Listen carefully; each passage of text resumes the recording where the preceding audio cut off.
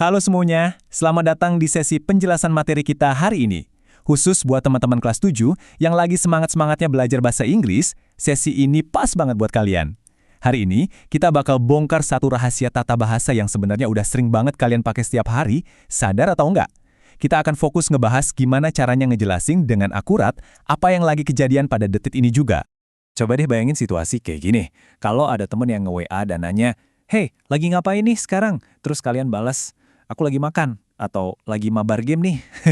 Nah, selamat. Kalian tuh sebenarnya udah pakai konsep dari present continuous tense. Konsep ini pada dasarnya adalah rumus obrolan sehari-hari kita. Relate banget kan sama kehidupan kita? Nah, ini dia misi belajar kita hari ini. Pertama, apa itu present continuous? Kedua, pasangan to be. Ketiga, rumus rahasia verb ing. Keempat, awas kata kerja spesial. Dan terakhir kita bakal tutup dengan misi latihan kelas 7. Oke, langsung aja kita masuk ke bagian pertama. Apa sih sebenarnya present continuous itu? Inti dari materi ini ada di waktunya. Kalau kita bedah namanya, present itu artinya sekarang, dan continuous artinya masih terus berlangsung. Jadi, present continuous tense itu bentuk kalimat buat ngasih tahu suatu tindakan yang udah dimulai, lagi kejadian tepat pas kita ngomong ini dan belum selesai.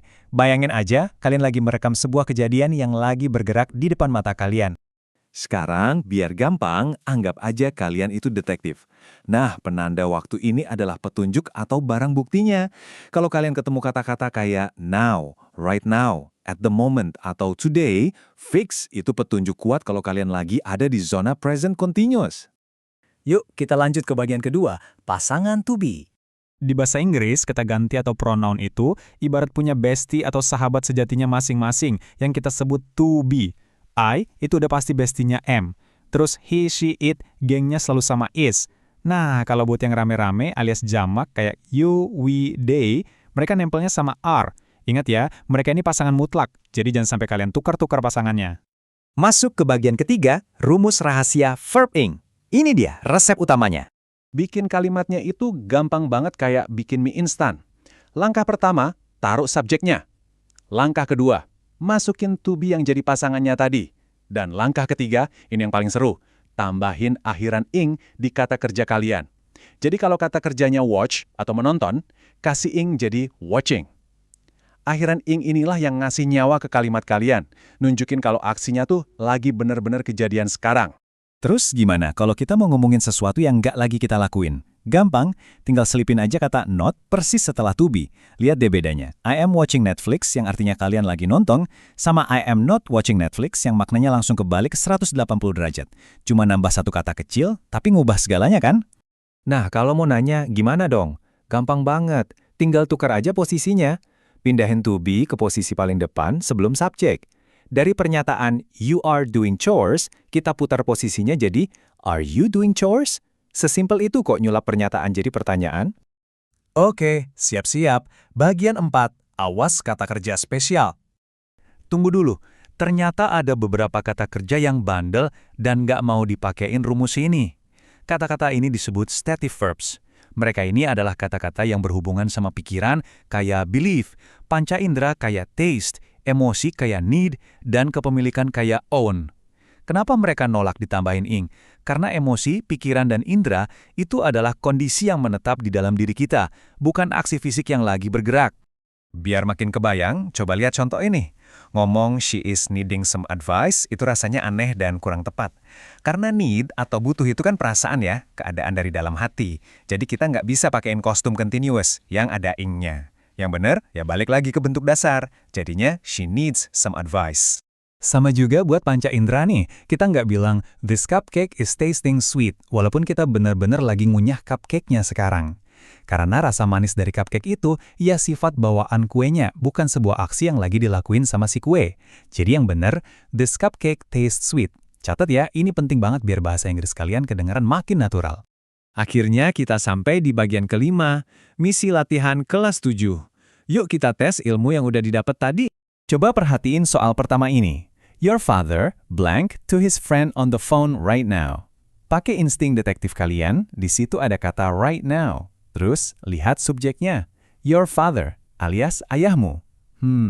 Kira-kira jawaban mana nih yang paling pas buat ngisi titik-titiknya? Kalau kalian tebak D, yes, bener banget. Ingat kan? Your father itu orang ketiga tunggal laki-laki, yang kata gantinya adalah he.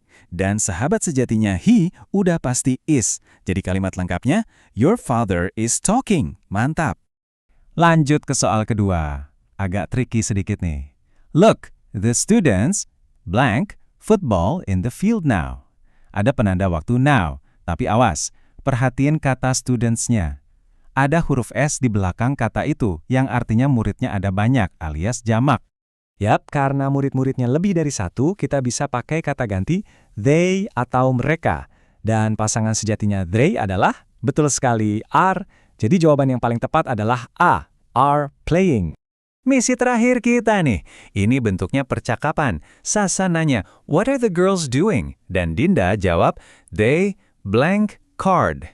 Coba lihat jawaban Dinda, di situ subjeknya udah jelas banget terpampang nyata, they. Tanpa ragu lagi, jawabannya pasti C, are playing. Aturan mutlaknya adalah they selalu berpasangan dengan are. Wah, good job semuanya. Kalian baru aja berhasil naklukin soal-soal latihan ini dengan super gampang. Sebagai penutup sesi kita hari ini, ingat selalu satu hal ini ya.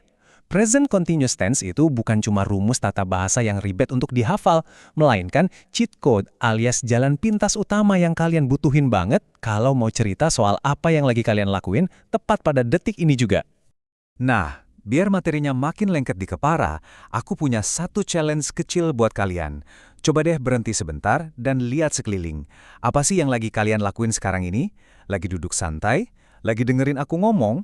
Coba ambil selembar kertas atau bukan notes di HP dan bikin satu kalimat utuh bahasa Inggris tentang diri kalian saat ini pakai rumus yang tadi kita pelajari. Subject tambah to be tambah verb ing. Gimana? Gampang kan? Teruslah berlatih dan sampai ketemu lagi di penjelasan materi seru berikutnya. Kira-kira apa nih aksi kamu selanjutnya?